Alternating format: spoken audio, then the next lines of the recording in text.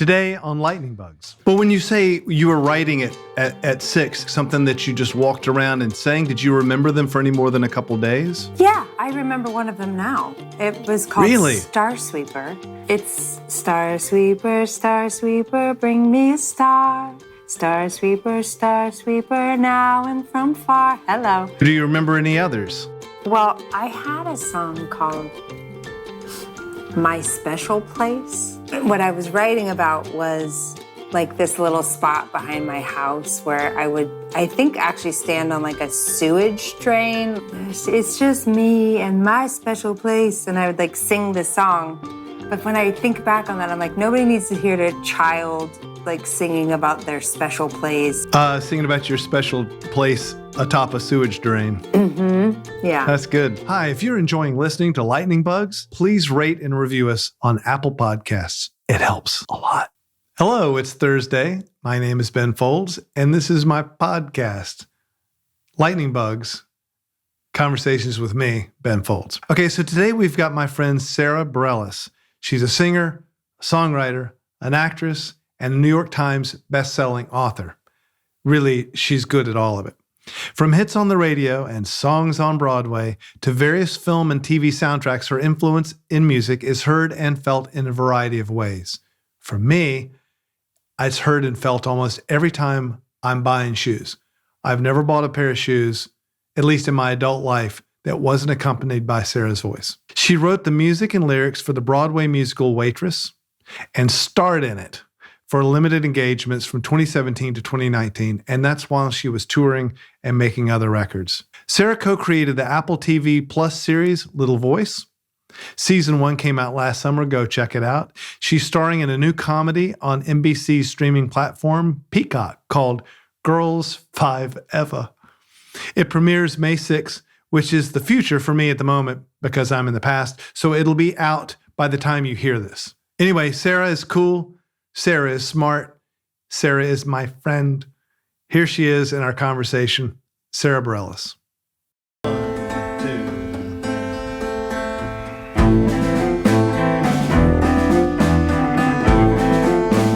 This little podcast that I'm doing is about creativity. And I realized that for all the talking that we've done, it's kind of weird when you meet someone later in life that's in your gig. There's certain things you don't know, like, and they're real basic things. You know, like I read your book and I was like, well, shit, I didn't know any of this stuff. Do you remember writing that? The book? Yeah, I remember writing the book. I hated writing the book, but I had the exact same experience reading your book, which also, to be honest, when I read your book, I was like, ugh, his book is, of course, so much better than my book. Oh, shit. It's not that it's a competition. It's just like, oh, you can take it to that place. And I really admired what you did with your storytelling. You're a lot older than I am, though, so you had a lot more to say. Exactly. I think that's the thing. I think it's kind of an audacious move to write a memoir at, 21, your age. Yeah. I'm 23 now, but. Yeah. There's only 2 decades to capture there. But I mean, I was really glad you wrote it and it was really happy to read it. And I think it was completely appropriate for that moment. You might write another one at some time. But the cool thing is it just gives you the real, basic of your life. So you get to see all these things that when you meet people as an adult, they don't know. And so I was thinking about that when it comes to your songwriting, because I really don't know how you do it. So I just wanted to talk to you about how you do it first. It's interesting. I just had this conversation with a friend the other night that was like, my friend Andre Catrini, who's a musical song. I mean, he's a composer for Broadway and theater. But he was saying that, as soon as I put it down, I feel like I have no idea. I have no idea how to write a song. But then you sit down and you write a song. It's the most impossible thing to try to encapsulate. But I do think there's a certain amount of technicality and sort of just, persistence that you must have in order to wrestle one out of the ether. I mean, my theory on it is that I started writing songs very young. I was probably about 6. but I wasn't really quite writing songs yet. I think I loved singing along to things. I loved melodies. I liked teaching myself how to play little things on the piano. But there was a part of me that was developing at that age. Yeah, that was wanting to be expressed. But when you say you were writing it at 6, I mean, to me, I can understand that I was making up ditties in my head as I was walking around. And who knows if they were original? We don't know. Right. But you were playing. Yeah. So what exact form did these take? Something that you just walked around and sang? Did you remember them for any more than a couple days? Yeah, I remember one of them now. It was called Star Sweeper. It's Star Sweeper, bring me a star. Star Sweeper, now and from far. Hello. I will be waiting through all of the years. I will be waiting through gladness and tears. Do you remember any others? Well, I had a song called My Special Place. What I was writing about was like this little spot behind my house where I would, I think, actually stand on like a sewage drain. It's just me and my special place. And I would like sing the song. But when I think back on that, I'm like, nobody needs to hear a child like singing about their special place. Singing about your special place atop a sewage drain. Mm-hmm. Yeah. That's good. Somebody talked about this at one point, and I thought it was really resonant. You can get lost so easily in the technical, and then you start losing the thread on the actual writing of the song. And so I think for someone like me, who I get overwhelmed with the technical very quickly, it's more important for me to like stay on task and like just try to write a good melody and a good lyric and stretch out that way. So I take it back. I'm not gonna fucking learn theory. And fuck y'all. And I figured it out. You just worked through this right there. You're just gonna stay the same old Mom, Sarah. can you pick me up? But I do think it like your infrastructure is freakishly good. And I don't know why. I think it's just the way that you're built. It's like, I feel like your balance is just really, really freakishly good. Like you sing as close to perfectly as anyone I've ever worked with. It's not an issue for you. You don't really probably even want to hear that. It's just something that you are able to do that a lot of people had to work on. A 6-year-old Sarah is writing like this really pretty interesting little piece of music. It sounds like something Nat King Cole or something could have done. Like, that's 6 years old. You're like a little fucking Mozart. That's actually really impressive. So why did you do it? Like, can you remember why you would have been compelled to make something up like that? I've thought a lot about this. I don't know if it was because it's not that my family wasn't happy, but they were doers. And there was a lot, it was a lot of like productivity. And like, if you weren't getting something done, or it's an errand, or it's a chore, or it's like, there's a lot of like doing. And the times where I think about my family in a relaxed state and just sort of like being was when we would be singing. And we didn't do it that often, but it was around holidays. You know, there's a lot of 3-part harmony. I have 2 sisters, and my mom sang and my dad sang. And I remember we would listen to the Jackson 5 Christmas album, and there was a lot of like singing. And that was a time, I just feel like that must have had something to do with it. It was a time where I felt the resonance of music inside like the human structure I was in, and how powerful it was, and how it changes the atmosphere. And then there was something that I was always just very moved by, beautiful melody. It just would like touch a chord in me, and I would get very emotional from a really young age. Like, songs made me cry really easily. It touches me, and it always have. It always has.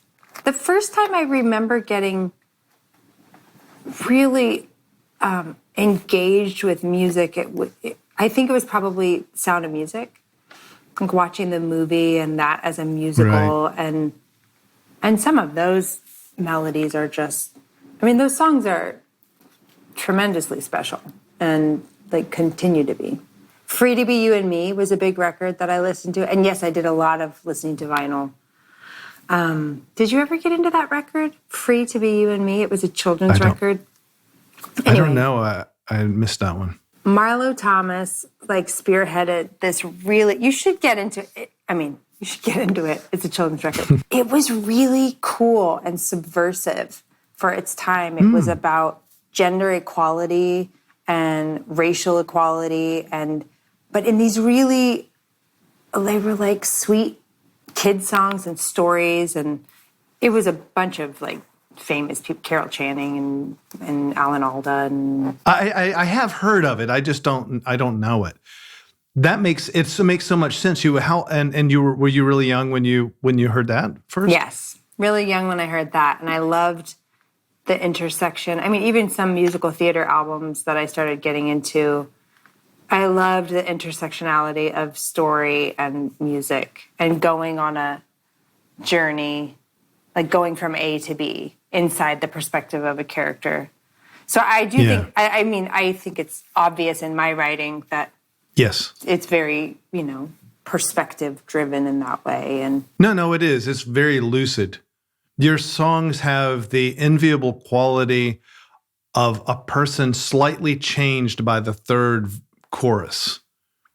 So when you hear the third chorus, you're hearing a slightly different, you've passed something and you're somewhere new. I love that. And that's not always the case with songs. And it's something I think, I say enviable because I actually think that's, if you shoot for nothing else, that should be achieved. And it's rarely achieved in my opinion. But you do it like regularly. It's just what you do. I love that. Thank you. You just say it better than people say it. You are just good. You're good at speaking. In fact, if you're looking for a quick soundbite, I might steer your people to that. You're good at speaking. I think that's really special. Another thing I envy is that you sang when you were young. I think that's huge. All of y'all that do that incredible, just be yourself, sing just so easily, all grew up singing young. And I point that out because everything that I say on this little podcast, I want to be useful for parents or useful to somebody. Yeah. And that is of use to know that as of yet, everyone that I've met, whether it's you or say Rufus Wainwright or Josh Groban or our friend Elizabeth Zeman, anyone that I go, well, this is an effortless voice. You ask them and they were singing young. Yeah. Someone like me, I'm fine at it. I don't want to talk about it, but I had to become comfortable with it way later. As a result, I have to think about things that I can tell that you don't have to think about. That's so interesting. As a piano player, that is the thing I envy the most, is that you're doing the thing I wish I could, maybe what I do as a singer where I'm just not thinking, and you don't have to think about it when you play. And I have to think. So I can't even play. I can't sit down and play Love Song, which is a song that I've played literally thousands and thousands of times without running through the chord. It's just not, I have to really think about how to play the piano. You're getting something though that is pretty goddamn good on the piano when you strike the instrument. It has a sense of purpose. Well, I think one of the things that happened is that I got steered towards piano lessons. So I think I was showing interest, and then I got into piano lessons. And then, so that was maybe, I was probably probably seven when I started. And then kind of quickly, it repelled me a little bit. I didn't like the technicality. It started to change my relationship with the piano, which had always been this really soft, inviting space to just crawl up on the piano bench and tinker and play two notes and lay my head on there was a really an innocence and a curiosity about the instrument itself. And then it became very technical and there was a right and a wrong way to do it. And I didn't like how that made me feel, I think. And more than that, I didn't like having to do something different with my left hand than my right hand. I mean, for years, I only played octaves in my left hand. I mean, I still almost only played fifths. That would be another good thing. Really? Yeah. I don't. Oh, interesting. Yeah, I used to only ever play octaves. I mean, probably through my entire first record. And I'm always interested in rock or pop and rock piano players' left hands. And that's interesting. A fifth is where you go. I go for an octave plus 3. So an octave and then the third above it. That's standard for me.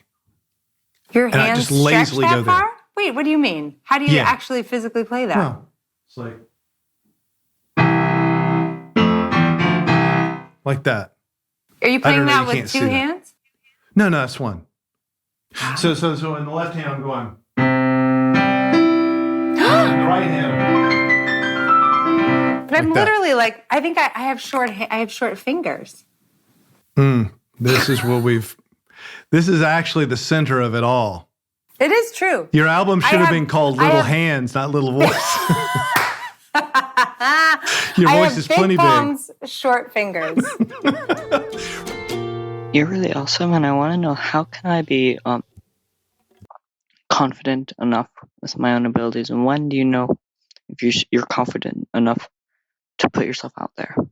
Well, you're really kind for calling me awesome, because I think what people miss when people put themselves out there is that no one really feels quite confident and ready. I don't know what it is that finally flips in someone's mind. I do know there are some artists I've seen who do seem to be exceptionally confident, and maybe sometimes too much so. I mean, I've seen musicians, musical artists that seem to be high-fiving themselves over their recordings while they're making them. That's never been me. So I feel you there. I don't think we ever know. I think there's always some trepidation and fear to put yourself out there. And I think what helps me is feeling like I've got something together. For instance, a certain kind of preparation or knowledge. Whether or not that actually aids me when I put something out there, I don't know. But I like to be prepared. You know what I mean? I think another thing may be not being overly, not listening to too much inappropriate feedback. We have appropriate feedback and inappropriate feedback. And I've never said this before. I'm pulling this out of my ass.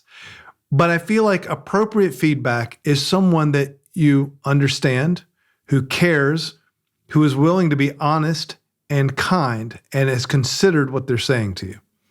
That is hard to take because you know it's honest. So when they tell you something you're doing is not up to snuff, it's not good enough, you know it's real and it hurts. But if you relax and listen to it and try to take it on board the best you can, it's always helpful.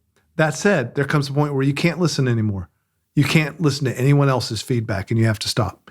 Now, inappropriate feedback is feedback from someone who is disingenuous. They don't care. They don't know you. It's not vetted. I'm not saying you could never take advice from strangers. But if you're teetering on, am I confident enough to put my stuff out there? You definitely don't want to be on Twitter reading what people have to say. You're fragile and you should be. That's the way people are.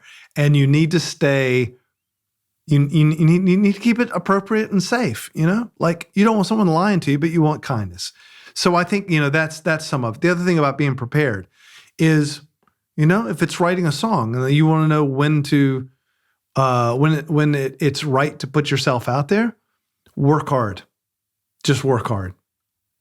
Keep learning, keep getting better, and get it together so that you feel confident putting yourself out there. Finally, it's a little bit like jumping into cold water, and boy, do I hate that.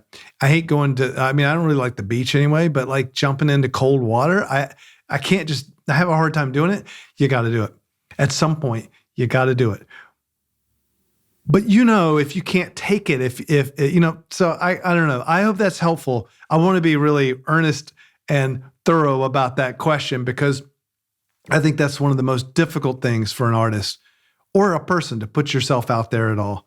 And look, you did a great voice note there. So I'm always scared to ask people questions on radio shows and talk shows and stuff. So you're doing good. Next. The piano that was in my dad's house, or my parents' house growing up, is a Stroud piano, and it's no longer, but was a player piano. So there were windows to open, and so looking at the hammers, and I mean, it's like this wild machine. The piano, yeah, there's so many moving parts, but it has that beautiful organic quality. It's just like, it is so earthbound at the same time. I don't know. I found it to be it was so inviting. It still is. And the lessons, you felt like sort of harshed your mellow. They took that magic out of it for you to a degree. Yeah, man, it was, taking lessons at the back of a music school under fluorescent lighting, and it just felt it was so... You needed to be inspiring, and it's again, like, I don't know, it's like music is coupled with a story, and visually for you at that age, and it's all one thing. You are music, you're in a musical environment, and so as soon as you've got someone who doesn't, maybe they do or don't give a damn about teaching a little girl piano when it's under fluorescent lights, and the whole thing is now very technical and uninspiring. It's interesting to talk about this. I don't think I've ever discussed it in this way, but there's something about it that was like corrupted. And so, and that I actually think was, well, I don't know if it was good or bad, but that's something I've spent a lot of the years of my career trying to... I don't think I needed to be so precious about it. I think the times that I got stuck actually had more to do with me feeling like there was something in danger of corruptibility. Do you know what I mean? Like it was actually like co-writing, for example, when I would get paired with co-writers in the very early stages of my professional career. And it just felt like if everything wasn't just so, I couldn't access the music. I wasn't, and so there was this precious quality about my relationship to the music. And I guess I don't want to judge it too harshly, because it kind of just is what it is. But at the same time, I don't quite feel that same sense of precariousness about... I think music is hardier than I gave it credit for. Like it would have been available under that fluorescent lighting. Yes, I think you're right. Yeah, but I also think that like your relationship with technique is actually, and that's why I said you've got good infrastructure. It's so naturally, you have, in my opinion, have such freakishly good infrastructure that you're making observations, for instance, and I assume that this kind of comes a little bit from you going back in time and thinking about when you were a little girl, and you're looking through the window of this piano, and somewhere, either in your adult mind or the window through to your child time, you're seeing how many moving parts there are on a piano. I doubt many people have bothered to think about that. I know that's all. I just did a lot of talking for nothing. But really what I'm trying to say is that you were making an observation about how many moving parts there were in the piano. I've been told how many moving parts there are in a piano before by a piano tuner, and it's such a big number, it's stupid. It's like the national debt or something. It's like there's so many moving parts in the piano that whatever the number was, you wouldn't believe it, like 10 billion, that you wouldn't believe it. And I'd never thought about that. But you as a little girl were kind of taken on like sort of organically the physics of the piano, and that was part of the magic. That's what I think. I think that's right. I think I was very advanced.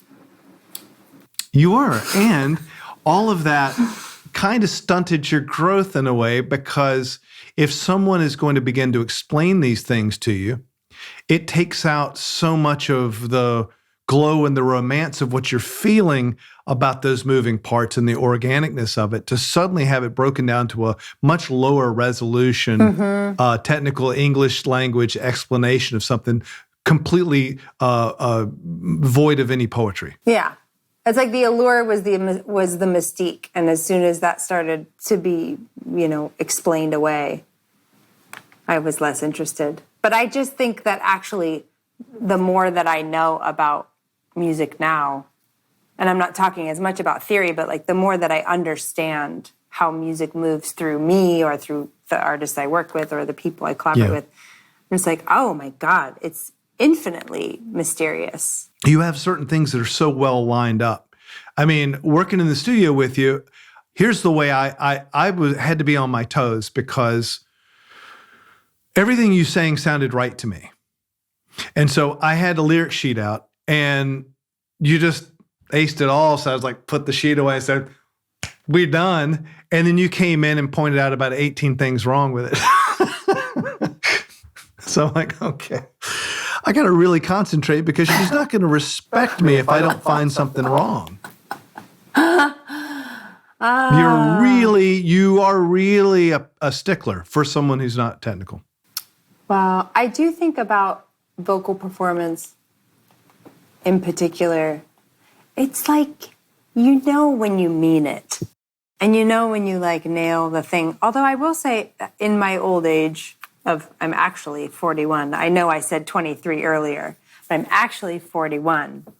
Well, see, that's different by a couple, Yeah, by a few. And that's one place where I started to relax my grip a little bit on the recording, and realizing that like a performance is not as much about perfection. You know what's super weird to me is realizing how many lives you have after that first splash that you make in a business, because like, I'm sure you've had this happen now, and it would be the case with me. Like, I look at someone that I listened to maybe when I was a teenager, and of course they were all grown up, and they're making these records, and they're old, like grown up. Well, now they seem to be 5 years older than me. I know, yeah. You know what I mean? Like it comes together so much. The thing is, I noticed about you at that juncture was, and the reason that I really wanted to try to help, and I don't know if I did or not, but I felt like you didn't have, you didn't give yourself the opportunity to be the last word or responsible arrangement, technical things in your music, that those were farmed out to other people. And you were playing me demos, and I thought, this is a slack ass thing to do, but I want to keep as much of the demos as possible because she did it, because that was you. And it's like, there's an opportunity that I didn't think you would have with someone who needed to be a producer, or someone who needed to actually do something. And then I didn't have to do as much. No, but I mean, it's like I didn't have a career to protect. So it's like, you know what? That demo sounds good. Your demos are fucking great. And you sold them so low, you're like, I don't know anything about production. I had a long conversation about this exact thing with my dear friend, Misty Boyce, who's also an artist, and she's toured with me, and she's an incredible piano player, beautiful singer and songwriter. But we were talking about our demos, and we make them in, she's probably advanced from this place, but I still make my demos in GarageBand. Yeah. And I still fight the impulse to apologize for them, because somehow, even though the shit I hear circulated around I actually think it's a little bit informed by our gender and being a woman. I think it completely is, and that's what I thought at the time, and I felt bad for that. Yeah, I mean, and it just was a part of getting kind of run through the machine of like the men, and still very much this way, men hold technical positions in music, and women are the singers, or now more. I mean, this is changing, but I mean the disparity is wild Huge. still.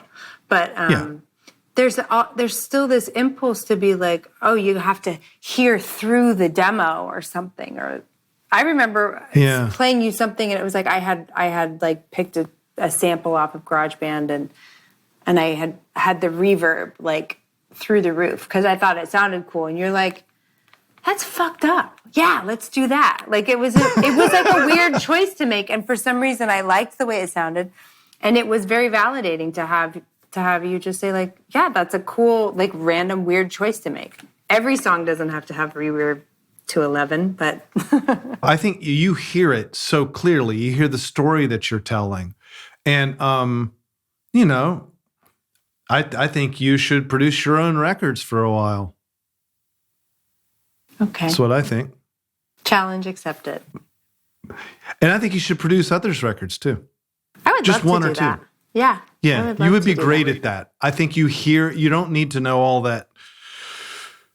Well, you understand you understand it well enough. You'll have an engineer in there whose job is to do the thing that you ask for. So you don't have to, they translate it into, that's their art. But yeah, your demos are so, to me, fully realized. And, you know, you were saying about, you know, like your preciousness. I have a little preciousness about recording that is almost like there's something in those first takes or when you're discovering it yourself, that if you don't capture that then you have to go through this whole long bullshit thing forever just to come back to that, just to buy that naive moment back. And your demos so have them. I almost think you could just make, you know, one record you could just make in your bedroom with GarageBand like you did. You came out one time. One of the songs that we recorded in the studio was Bright Lights and Cityscape. Star Sweeper. Yeah. 2.0. And your first take, and I couldn't see you. I was behind the wall, but you came back in the room. It was just supposed to be a sound check. And I guess you had mascara on and you'd cried your eyes out. Do you remember that? No. You had. Blocked it out. You really? came out and you had just cried and you're like, I don't know what just happened. Well, let's record it for real. And we were about to do the same thing. Like everyone in the booth was fighting it back, except for Joe, the engineer, who was worried that your compression was wrong. and I was like, don't touch a fucking dial. Don't touch anything. Yeah. And he was like, I'm just going to get this right. It's just a sound check. Don't touch it. Sit on your hands. Yeah. So we listened to the whole thing. And when you came in, you're like that. And then you're like, okay, I'm ready to do it for real now. Yeah. And I'm like, nah, no, you've done it. We did so we had to go to Starbucks like 6 times for me to talk you into that pass. Yeah, I remember. But it was so moving. How the fuck did you do that? You just sat down. You didn't warm up. You played everything perfectly on the piano. Everything was in tune that needed to be on the voice. And you fucked up your makeup. And then that's it. It's rock and roll. Yep. I don't remember crying. Wow, good for me. I'm always crying, so I'm not surprised. But yeah. You know, you wanted to get things right. And I'm thinking maybe now, maybe you're in more of a phase where you wouldn't need to do that as much. I don't know. But I think it's good to get things right. I agree with you. You'll know when you haven't like offered something of value. I think as a singer, as a player, as a songwriter, like that we know when we're kind of like chewing on stale bread there. And so it's like if you can dig into a place and offer something that even for a second feels like it's of value, and I think that's the stuff to share. One of my favorite recorded vocals of mine ever was a live vocal, and I went out to the recording booth. It was for BBC. Right after the show was at Royal Albert Hall, and I said, erase this shit and do not put it on the air. It's in my contract. I don't want this playing. And they're like, well, it sounded pretty good. And I was like, it's not going out. That sucked. It's awful. And it got shelved. And then I stumbled on it while making a retrospective record about 10 years ago. And I was like, what is this? I didn't even know I could sing that well. And it was that night that I was so sure that it sucked. Yeah. We're weird. We are weird. My approach is I moved the piano myself and all this kind of crap, early on. And when we signed, I made it with insisting that the label didn't even hear the mixes until we were mastering. And that was probably partially achievable because we were touring so hard and selling records basically out of the van that it was time to get in on it. Yeah. But they also gave me like this sort of stay out of my business thing until a new guy took over. He was an old guy, but he took over in like 2005 or something like that. And suddenly I got subjected to what you're talking about, which was they weren't going to let me finish, put the album out until I wrote some. If I needed to write with some other people or whatever I needed to do, I needed to write more for the record that I thought was already finished. I'd never had that happen before. Yeah. So I called I finally got the head of the whole thing on the phone. And I said, all I need to know is which Elton John song you want me to copy, because I know that's what you want. And until you just tell me exactly which one, I can't just do it. Because I kept turning in stuff and it wasn't what they were looking for. And I didn't know what they wanted because they were doing what you were saying. Yeah. Which is they were beating around the bush about it all. Like, yes, of course, we know you write good songs, blah, blah, blah. Is never just being honest that you can't write a hit and you need to write. So finally, they broke down and told me what they wanted. What did they want? They wanted me to write my version of Tiny Dancer. So I was like, that's so helpful. Thank you. And so I wrote the song Landed, gave that to them. There's a little section of this that I'm calling New Week's Resolution. And it is, this week we are going to follow Sara Bareilles' advice and do an exercise that's achievable, creative exercise for this week. And what would yours be? Go. Can it have two parts? Shit, yeah, I can do whatever you want to. Okay. The first part, so I've been meditating for a long time, but I'm only a little bit more recently become more rigorous about it. And I really cannot stress the value, at least how much it has changed my life to sit and meditate. But one small thing is to really be present with one breath at some point during the day. So it's one breath at a time. And sometimes I'll do this if I find myself, we're in a stressed out place or we're hurrying to get somewhere, is to just step back and be with one single breath and feel it fill you and feel it release. And it, I think, makes a really, really big difference of just one meditative breath in slowing you down. That's what I think. What do you mean about present? What do you mean by that? I mean, it feels so good to breathe. It physically feels good inside your body, the expansion of your lungs. It's doing all these wonderful physiological things for your body that makes you stay alive. And when we take it for granted because it's something we just do all day long, in and out, and when we're sleeping. So to just be really present, we could do it together right now, Ben. We could take one present breath where you are conscious of what's coming in, how long it rests at the top, and then how it goes out. Are you ready? My 5-year-old kicks right in, and I'm terrible. I'm going to laugh. You can laugh. You can laugh. Laughing is good too. We're just going to take one Thanks, one Ms. breath. Bareilles. Here we go. Let's do this.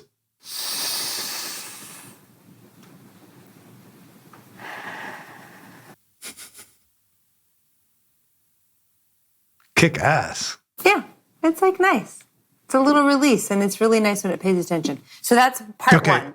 You could do that. Just to be specific about that, is there any kind of time in the day or a circumstance in which you would recommend it more to make sure that it gets done? I mean, I do it. Like not at the beginning of the day, like right when you wake up, you don't get to check that off your list at that point, I assume.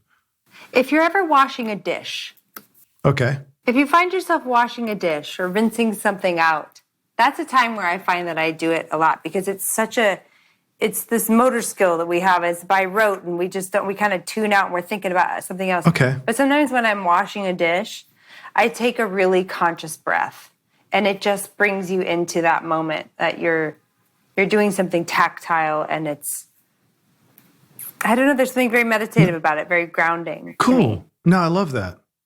And can I ask why you think this is helpful to creativity? I think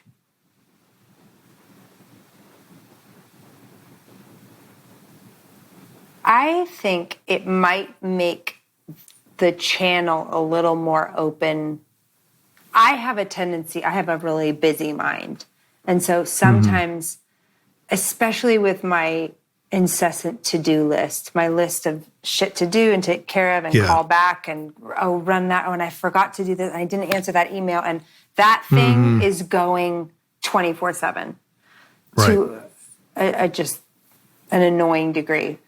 And you think that makes writing harder for you, writing songs or creating anything tougher? Absolutely, I do.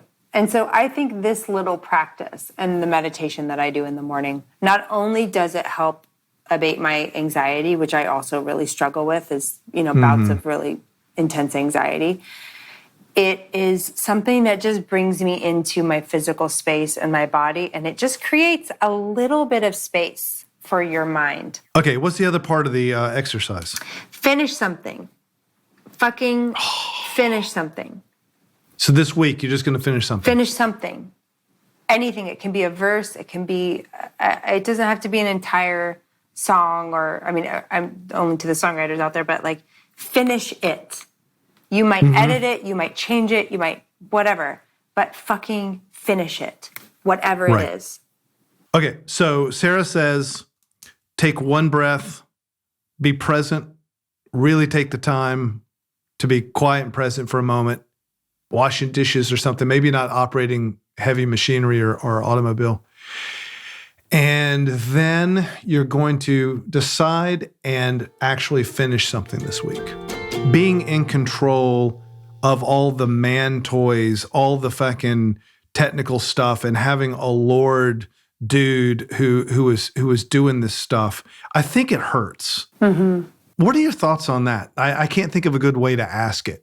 But I thought about that before we made the little EP. I thought, you're going into these situations where it's like there's a program, it's a dude's world, you have lower self-esteem about things that are either technical or arrangement oriented.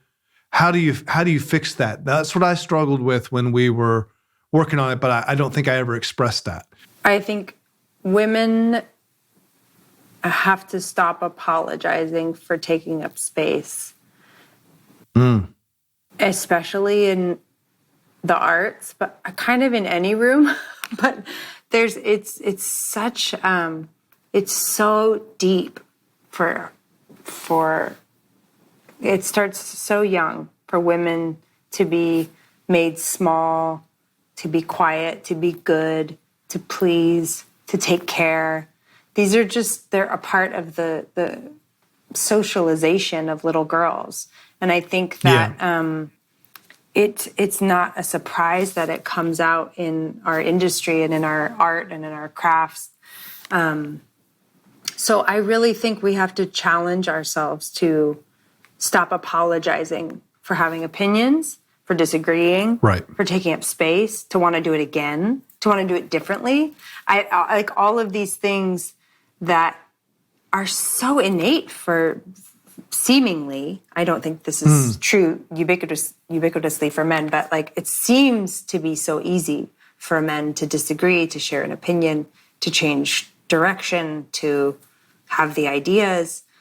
I mean, but I think as a young artist, I went into so many of the rooms I was in. I was the only woman. So as we all feel in any capacity when we are the other, there's just a little bit, your hackles go up. And I think some people, we all handle it differently. But I got very defensive really, really young. And I got very protective of every decision. I was a nightmare to work with, I think, on a lot of levels, because I was just, this preciousness turned into kind of like, I just was so stubborn, and I wouldn't move, I wouldn't bend, I wouldn't listen to anybody else's idea, because I felt like everyone was trying to take something from me, which I don't think that was always the case. It made me almost impossible to collaborate with, because I really wasn't in the room to collaborate. I was in to protect my area or myself in some way. And it's hard to know like how much is socialized, and it's also such tricky territory to discuss. But my perspective as a dude is that I felt like, well, first of all, I think I was probably told, like all fellas are from a young age, that it's cool to take stuff apart. You know, it's cool to take your radios apart. It's cool to be like the engineer, captain dude and all that kind of stuff. And maybe that's not what you were encouraged to do. But you also looked at a piano with lots of moving parts, and you were faced with technicality. And for whatever reason, you decided sort of to recoil from that. And at that point, I don't know why, but at that point, you lose a little bit of power. There is some part of this that gets answered for by exactly what you're saying. It's by interest. It was never, and it continues to not be my interest to figure out how the DVR works, or to do the to plug all the shit in. I was just like, I don't want to watch TV that bad. I'll read a fucking book. Yeah. I'm with you. I don't want to. And I do think there is this little, point of tension between it, where I think what I would say to young artists and young female artists, I think I would say, even if you lack the vocabulary, trust that you will pick up enough of the vocabulary to help you get your points across. But I don't think it's necessary for everyone to be able to explain the compression ratio rate. I don't think so either. I think where I went wrong was feeling embarrassed of saying, I know how to say, like, it doesn't sound warm enough, or my voice feels too far away. Yeah. Or if you're talking about the quality of the reverb that your engineer is using, to get technical, You hear it. You can hear the difference. God, you hear it. You've got incredible ears, though. Like, you actually very articulate about it, too. So I don't want to put across the notion that somehow you're someone that walks in the studio and doesn't know. You hear stuff that I don't. You are always hearing things before I did. Your ears are better than mine. It takes me a longer time. I have to think about it. Then I get it. Well, I don't know about... I think everybody just works differently, but I think what I felt for such a long time, even in rehearsals with my bandmates, just getting started, and these are songs that I wrote, and I knew what I wanted, but I felt like I lacked a certain vocabulary, but I was so embarrassed by my lack of vocabulary that I wouldn't even speak. And so that is the part where that's like the bottleneck, where I would encourage young artists to say, something about what you're saying. Just because you lack the musical vocabulary in its technical form, don't apologize for having something to say. And the artists that will collaborate with you well are going to get on the train. Because the best people I have worked with are not that interested in whether or not I can dissect something technically. They just want to understand the direction I'm asking them to go. And then they want to go, full stop. And in the real world, that's all that really matters. Sure. If you hear it and you can do it, and you're working with people who can, you're able to communicate, then it's done. Yeah. And there's always going to be that tug with an artist. Everyone has it, which is their relationship with technique and technical things. Mm-hmm. The reason that I'm more interested in it with you is because, one, I think you're freakishly technically gifted, and it is an issue to you that you had to grow up going into studios and being the only chick in the studio, and what that has how you've had to fight your self-esteem for it. Mm-hmm. And I think that that's interesting there. I don't know what we can get out of that. Yeah. But I do wish for a world that no one has to feel like that when they're entering a career like music. Mm-hmm. And I think it probably expressed itself the most in the stories that you've told with this period, and I think you've talked about it a lot, of co-writing that your label had you do, mm-hmm. which resulted in your first hit because it was a fuck you. Mm-hmm. How did those things get set up? Because just to spring forward to your early label time, you were trying to write an album's worth of material, and the label felt like you needed to collaborate. Is that what it was? Yeah, I think, I was waiting to get the green light to go into the studio, and I felt like I already had enough material, so I sort of didn't get what the holdup was. But, I think, especially as you're starting out, everyone was really handling me with kid gloves in a certain way, and I'm a real straight shooter. I have such a high bullshit meter, and I find almost, I find nothing more infuriating than someone who is placating me, or just bullshitting me in any way. I got no time for it. I know. And so I think in those early years, or in that first year, I had signed my record deal in 2005. And I didn't put my record out till 2007. And I had a whole album's worth of songs as far as I was concerned. But nobody ever had the conversation. I would have responded so much more positively if someone had sat me down and just said, they want a song that's going to feel like it's going to go on the radio. No one ever said that to me. I just gathered that from the fact that no one was letting me start recording. So I got paired with, the people that were writing hits for Mandy Moore and Avril Lavigne and Kelly Clarkson. And I got paired with these teams of songwriters that were, or singular songwriters that were very successful, commercially speaking. And I was really offended by the what felt like the mechanical process of it. At that point, I was still very much in, if it doesn't arrive, then how am I possibly going to write a song? And no. I mean, I've been plagued with that too. It's weird. Yeah. Excuse my ignorance, but did any of that stuff make the record? These the collaborations? No, I didn't. No. We didn't. They didn't even result in a songwriting session. I had sit-down meetings, and then I had this one guy. I think I read about this in the book. Is this one guy presented me with an 8x10 piece of paper and a bunch of songs that were had numbers and letters and their titles, "Too Good for You" and stuff like that. Yeah, "Too Good 5 You." Yeah, yeah. But he came up with this idea of a song called "Just Have Fun," which I was like, I don't even know what that means. I don't care.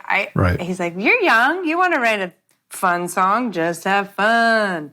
And then he was so fucking pumped on this idea. He left the room I was in to go record this idea in the other room. And I was just stunned. And I felt so insignificant and so misunderstood and so... Okay. that it was so unimportant. And I will give you, I don't think don't think they would have done that to me. I don't think a guy would do that. I think you're probably right. To another dude. Yeah. And that's where, I'm always really wanting to get anecdotal stuff like that.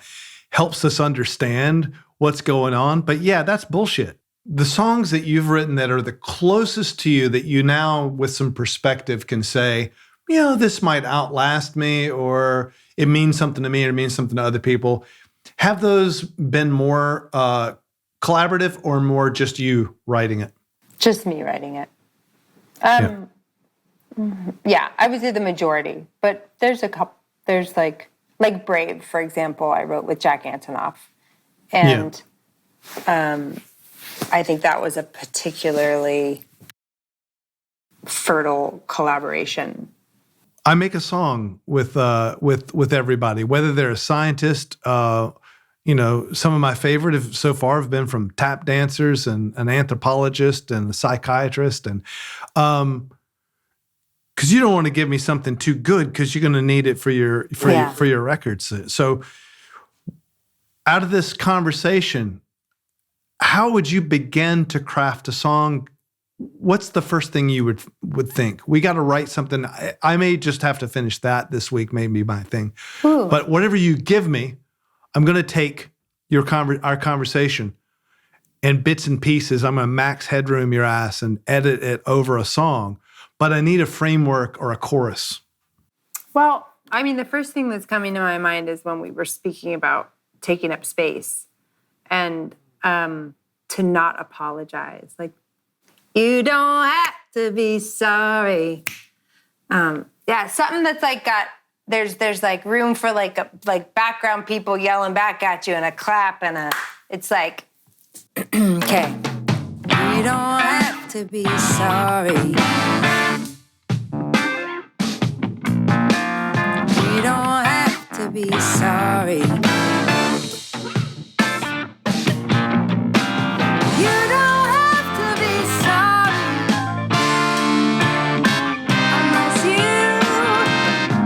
Unless you really meant to hurt. You know what I'm saying?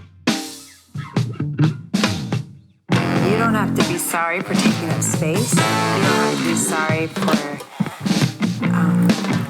changing your mind. You don't have to be sorry for being too loud. You don't have to be sorry for... You don't have to be sorry for taking up space. You don't have to be sorry.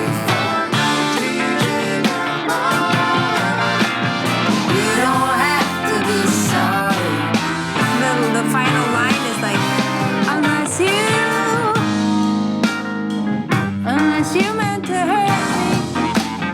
You don't have to be. Unless you really. You don't have to meant to hurt me. Sorry, Sarah. But I don't know. What is that? What do you think?